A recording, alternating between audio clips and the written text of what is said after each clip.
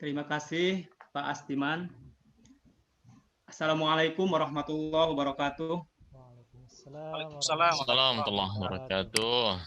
Alhamdulillahirabbil alamin wa bihi nasta'in wa ala umuri dunya waddin. Asyhadu an la ilaha illallah wa asyhadu anna Muhammadan abduhu wa rasuluh. Allahumma shalli ala Muhammad wa ala ali Muhammad. Yang sama-sama kita hormati Ibu Ida. Mana Bu Ida? Itu guru saya Bu Ida tuh. Guru-guru saya nih banyak nih, ada Bu Ida ya. Kemudian senior-senior saya, Kang Lukman Hakim, teman-teman, ada teman-teman dari MGBK, Pak Ruyatna, dari Man 1 Lebak, terima kasih sudah hadir. Ada Bu Lilis Lela Sandi dari Man 1 Serang, alhamdulillah. Dan yang lain-lain semuanya, semoga kita senantiasa diberikan rahmat hidayah oleh Allah Subhanahu wa taala. Qala Allah Ta'ala fil Qur'anil Karim, a'udzubillahi minasyaitonir rajim. Yarfa'illahu alladzina amanu minkum walladzina utul ilma darajat. Al-ayah. Menyikapi judul dari webinar kali ini, tentu saja ini berdasarkan pengalaman kita masing-masing, Bu, Pak, di sekolah masing-masing, di mana seringkali kita menemukan ada guru yang sangat mudah untuk melabel negatif kepada peserta didiknya. Sangat mudah untuk melabel negatif kepada peserta didik. Itu kerap terjadi. Ya, kerap terjadi. Bahkan mungkin karena saking seringnya terjadi sehingga sudah mendarah daging dan tidak terasa kalau itu adalah sesuatu yang sangat negatif. Ya. Dan efeknya tentu saja akan kembali ke psikologis peserta didik tersebut, ya. Bapak Ibu, untuk memberikan kemampuan kepada diri kita agar kita mampu memahami sisi emosional, sosial, kognitif peserta didik, tentu saja yang pertama adalah kita harus memahami apa yang dikenal dengan hierarki kebutuhan dari Abraham Maslow. Abraham Maslow mengkategorikan kebutuhan-kebutuhan pada seorang individu, ya, diantaranya adalah physiological needs, kebutuhan fisiologi, itu sudah terpenuhi mungkin oleh kita semua. Kemudian safety need, kebutuhan akan keamanan. Social need, kebutuhan akan memiliki dan kasih sayang. Kemudian esteem need, kebutuhan akan penghargaan. Dan yang terakhir adalah self actualization, ya, kebutuhan akan aktualisasi diri. Nah, setiap individu, siapapun orangnya, menurut Abraham Maslow, mesti memiliki kebutuhan-kebutuhan tersebut. Maka jika salah satu kebutuhan tidak terpenuhi, yang terjadi adalah stres mungkin. Ya, stres. Nah, peserta didik ketika belajar pun, dia harus memiliki atau harus mendapatkan kebutuhan-kebutuhan tersebut. Kenapa? Agar mereka mampu untuk dapat mencerna, ya, dapat memahami apa yang diajarkan oleh gurunya, tentu saja. Nah, jika ini sudah terpenuhi, insya Allah, ya, insya Allah apa yang disampaikan oleh guru akan mudah dicerna dan dilaksanakan oleh peserta didik. Tapi kalau tidak, maka yang terjadi adalah peserta didik akan mengalami yang namanya stres, merasa tertekan. Nah, setelah perasaan tertekan itu muncul, maka yang terjadi adalah hal-hal yang di luar dugaan. Hal-hal yang di luar kendali, contoh misalkan, membolos misalkan. Membolos adalah satu perilaku yang tidak diperkenankan oleh aturan sekolah atau aturan madrasah. Namun, karena si peserta didik merasa stres, maka salah satu upaya untuk melawan stresnya adalah dengan cara membolos. Dan itu yang akan terjadi. Dan masih banyak hal-hal yang negatif lainnya yang kemungkinan akan dilakukan oleh peserta didik jika dia merasa stres di sekolah. Nah, maka kita wajib untuk memahami kebutuhan-kebutuhan yang minimal itu disampaikan oleh Abraham Maslow tersebut. Ya. Nah, kemudian Yang kedua, em, kami di Man 1 Serang pernah melakukan survei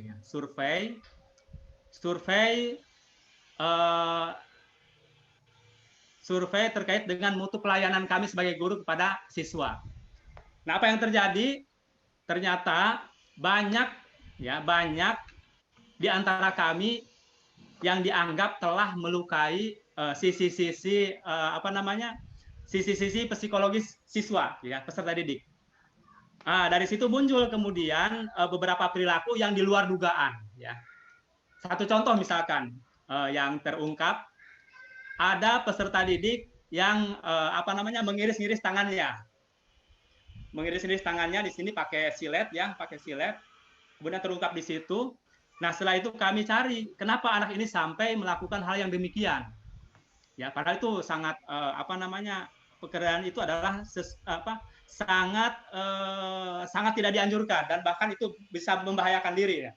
Itu udah kategori ada gangguan psikologis, ya. Setelah kami telusuri, ternyata anak ini telah mengalami kekerasan seksual pertama. Yang kedua, anak ini merasa tidak percaya kepada gurunya. Ya. Dia tidak percaya kepada gurunya. Kenapa dia tidak percaya? Karena dia menganggap gurunya itu tidak mau tahu akan keadaan dirinya saat itu, kondisi dirinya saat itu. Ya, itu yang pertama. Yang kedua, kami juga menemukan siswi yang dari semester 1, semester 2 nilainya bagus, begitu semester 3 nilainya ambruk, ya. Ambruk, seambruk-ambruknya. Kemudian anak ini melamun, dan setelah kami telusuri, alhamdulillah ternyata dia cerita kalau dia sudah mendapatkan perlakuan pelecehan seksual oleh orang tua kandungnya sendiri. Nah, akhirnya kami pertemukan, kami mediasi antara pihak sekolah dengan pihak keluarga. Waktu itu kakaknya yang datang, kemudian kami ceritakan ini yang diceritakan oleh anak tersebut, dan setelah itu kemudian alhamdulillah si anak ini merasa diperhatikan dan nilainya semester berikutnya naik kembali. Nah, Bapak Ibu sekalian, ini terkait dengan seberapa hebat perlakuan lingkungan itu kepada peserta didik, ya. Semakin kita positif melakukan sesuatu kepada peserta didik, maka hasilnya akan semakin positif pula. Semakin negatif, akan negatif pula hasilnya, ya. Ini yang perlu diperhatikan oleh kita, ya. Dalam sebuah surat Al-Hujurat kalau tidak salah, ada sebuah ayat yang mengatakan tentang wala tanabazu bil alqab. Dan janganlah kalian panggil dengan panggilan yang buruk. Nah, ini kerap terjadi di sekolah, di madrasah. Di mana seorang siswa yang biasa-biasa saja akan dipanggil dengan panggilan yang buruk oleh gurunya, misalkan bodoh. Ya, misalkan bodoh atau apapun namanya.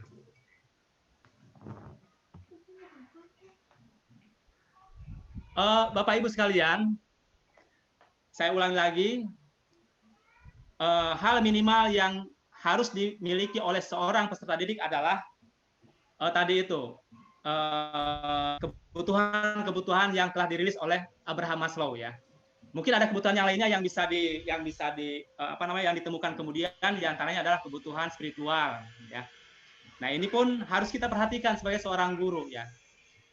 Ingat saya dulu ketika menjadi siswa, saya sangat mengidolakan seorang guru. Contoh misalkan, saya mengidolakan waktu itu Pak Jihadudin misalkan. Pak Jihadudin. Nah, ketika saya mengidolakan Pak Jihadudin, hal-hal yang positif kepada kami sebagai siswa. Sehingga kami berpikir, wah, nanti saya ingin menjadi seperti Pak Jihadudin yang telaten mengurusi kami sebagai siswa, kemudian dengan kasih sayangnya membimbing kami, gitu ya. itu akan terasa dan itu akan dituangkan kembali oleh kita, itu akan menjadi tabungan kita, ya, yang nanti akan diambil ketika kita sudah menjadi seorang guru misalkan. Kalau kita mengidolakan seorang guru, itu akan seperti itu, ya. Jadi jika kita sekarang melakukan hal yang negatif kepada siswa, maka insya Allah siswa itu akan menuai tabungan itu di kemudian hari, ya. Maka dari itu bersikaplah yang baik, ya, kepada siswa, kemudian jauhkan dari kata-kata yang negatif, ya, walaupun siswa itu kurang misalkan. Ingat, dalam setiap diri pribadi seseorang pasti mengandung dua hal, ya. Apakah dia itu lebih atau dia itu kurang. Dia lebih di A, kurang di B. Dia lebih di B, mungkin kurang di C. Akan seperti itu. Maka tugas kita sebagai seorang guru adalah mencari mana sisi positif siswa yang bisa kita unggulkan. Ya. Ada yang unggul di bidang olahraga, silahkan. Ada yang unggul di bidang sains. Ada yang unggul di bidang seni. Itu masing-masing akan terjadi seperti itu, akan ada seperti itu. Maka kita harus jeli, ya, harus jeli dan tidak mencap negatif kepada peserta didik kita. Jika tidak, udah, ya, berarti pendidikan itu sudah keluar dari relnya, ya, bukan pendidikan lagi namanya, ya, entah namanya apa. Jadi Bapak Ibu, seperti itulah yang harus kita lakukan, ya. Mungkin untuk deteksi awal adalah ketika siswa masuk, ya, ada yang namanya matsama. Nah, di matsama ini kan kelihatan nih potensi-potensi siswa yang positif kelihatan di matsama ini, ya. Misalkan dia potensi di bidang apa? Bidang keilmuan, olahraga, itu akan kelihatan. Nah, itulah yang akan kita unggulkan nanti, kita pupuk, ya. Nah, hal-hal yang bersifat negatif dari diri siswa sebisa mungkin kita reduksi dengan cara-cara yang benar, ya. Dengan cara-cara yang baik sebagai seorang pendidik, ya. Jangan melakukan hal tersebut dengan cara polisi misalkan, ya. Ada siswa ngerokok, siswa merokok nih. Nah, siswa kita integrasi seperti seorang polisi, itu salah, ya. Itu salah. Ingat, pendidik bukan polisi, ya. Pendidik beda dengan polisi. Kita pendidik adalah teman siswa, ya. Kita pendidik adalah teman siswa. Kita yang akan memfasilitasi siswa untuk berhasil, untuk maju, ya. Maka harus dengan cara-cara yang baik dan benar, ya. Baik dan benar. Nanti akan disampaikan oleh Mr. Andi nanti harus seperti apa, ya.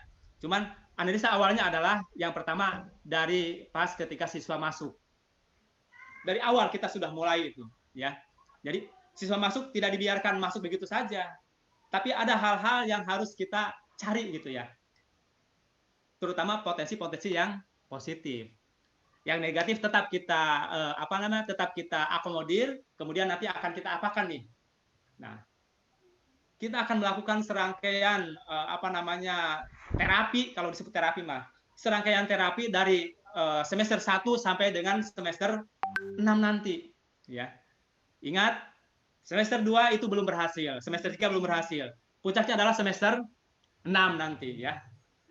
Semester 6 nanti. Jadi sebagai seorang guru itu tadi, kita harus memiliki jiwa yang sabar, kemudian memiliki jiwa kasih sayang, ya. Memiliki jiwa kasih sayang. Dan jangan lupa pembelajaran itu tidak sebentar. Pembelajaran itu tidak sebentar, ya, dan membutuhkan hal-hal lain.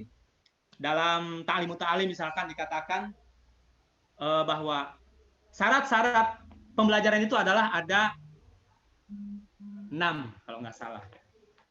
Pertama adalah cerdas, zukain. Yang kedua lapar, hirsin. Wastibarin, sabar. Kemudian wabul gotin, bekal, ada bekalnya, alat-alat dan sebagainya. Kemudian irsyadul ustadzin, hormat kepada guru. Dan yang terakhir adalah tulus zaman, waktunya lama. Jadi ingat Bapak Ibu, pembelajaran itu tidak sebentar, ya. SD 6 tahun, SMP 3 tahun, SMA 3 tahun, kemudian apa namanya S1 5 tahun, S2 dan lain sebagainya. Jadi kita harus sabar sebagai pendidik ya. Nah ini ada alumni ini Kak Ajis, Kang Ajis ya. Kang Ajis ini ada alumni dari Man Satu Serang nih Kang Ajis. Beliau apa dari ITB ya Ajis ya? Dari ITB kan Ajis ya? Nah ini jadi Bapak Ibu guru ya sekalian ingat dibutuhkan kesabaran yang ekstra bagi kita sebagai seorang guru untuk mengantarkan peserta didik kita sesuai dengan hasil yang diinginkan ya. Penuh dengan kesabaran. Kalau kita sudah melakukannya, insya Allah hasilnya akan positif, akan baik. Ya, sudah banyak contohnya lah. Mr. Andi dari Aliyah Matul Anwar sekarang sudah jadi apa? Ya, saya dari TK sampai Aliyah di Matul Anwar, itu ya, itu luar biasa sabar itu. Ya, dari TK sampai Aliyah coba. Ya. Nah, guru-guru kami itu dulu luar biasa mendidik kami itu. Ya. Sampai saya sebutkan dari Pak Haji Hadudin. Saya sangat mengidolakan Pak Haji Hadudin. Kenapa? Karena pembawaannya ini. Nah, Bapak Ibu guru juga akan demikian nanti. Siswa nanti akan mengidolakan Bapak Ibu. Wah, idola saya adalah Pak Astiman. Kenapa? Karena Pak Astiman begini. Itu luar biasa ya. Jadi Bapak Ibu sekalian ingat, siswa kita memiliki kebutuhan yang harus kita berikan kepada mereka, ya. Semampu kita tentu saja. Asalkan kita tidak mencederai mereka, ya. Tidak memandang negatif mereka. Tidak melabel mereka dengan label yang buruk. Insya Allah, ya, siswa kita akan berkembang, ya. Tidak berkembang di kognitif, akan berkembang di sosialnya. Tidak berkembang di sosialnya, akan berkembang di hal lain ya, emosional misalkan dan sebagainya ya. Bapak Ibu sekalian, lagi saya kasih contoh ya. Waktu itu kami memiliki siswa yang secara kognitif itu low ya, low banget. Secara kognitif low. Tetapi dia memiliki fisik ya lumayan bagus ya. Kemudian kami arahkan dia untuk memilih ekstrakurikuler paskibra misalkan. Tidak kami lemahkan, tapi kami ambil sisi kekuatan dia ada di mana. Dia punya kekuatan di fisik. Kami arahkan ke paskibra. Begitu lulus, dia tidak kuliah, tetapi dia bekerja di Dinas Perhubungan, ya, DLL-AJR. Nah, jadi ketika siswa datang ke hadapan Bapak Ibu, langsung kita lihat siswa itu sebagai seseorang yang memiliki potensi. Ya, kita lihat, oh dia punya potensi nih. Jangan lihat yang negatifnya, jangan. Kekurangannya jangan dilihat.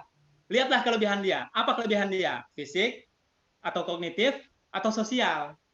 Karena semuanya akan bisa membuat dia hidup nantinya. Ya, dia punya kognitif, dia akan hidup. Ya, dia punya kelebihan di bidang sosial, dia akan hidup juga. Dia punya kelebihan di bidang fisik, akan hidup juga. Nah, tugas kita sebagai guru hanya mengantarkan, menjembatani. Ingat, menjembatani dari A ke C sana. Ya. Hanya menjembatani. Nah, jadi Bapak Ibu sekalian, kembali lagi, perhatikan kebutuhan kepribadian siswa kita. Kebutuhan siswa kita itu itulah yang akan mengantarkan dia ke tempat yang diinginkan.